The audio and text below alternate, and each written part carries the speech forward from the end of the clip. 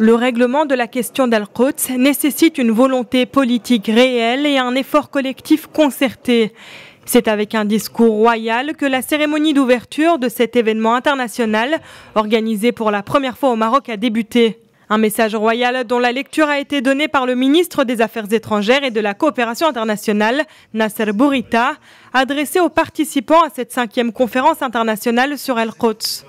À travers son message, le roi Mohammed VI souligne que la résolution de ce conflit requiert un parrainage international qui s'appuie sur les atouts de l'expérience, de l'autorité, du pouvoir d'influence et qui répond aux critères de neutralité. Le message royal souligne également que la chronicité de ce conflit et son enlisement depuis 2014 dans l'immobilisme politique ne doivent pas devenir un prétexte au désinvestissement et à la démotivation.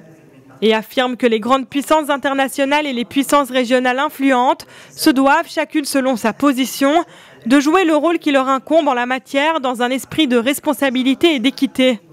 Après avoir appelé la décision des États-Unis de reconnaître Al-Quds comme capitale d'Israël et l'inauguration officielle de leur ambassade le 14 mai dernier, le roi Mohammed VI a souligné que le conflit israélo-palestinien est exacerbé par des décisions unilatérales et des pratiques qui offensent le sentiment national palestinien. Ces tensions ont également été perceptibles à l'occasion des marches du retour menées au long de la zone frontalière de la bande de Gaza à des fins pacifiques et symboliques, au cours desquelles des centaines de Palestiniens ont été blessés et des dizaines d'entre eux sont morts. Insistant sur le fait qu'Al-Quds doit faire l'objet d'un règlement politique réaliste et équitable, le roi Mohammed VI a souligné l'importance de mobiliser toutes les bonnes volontés dans un cadre fédérateur qui les unifiera.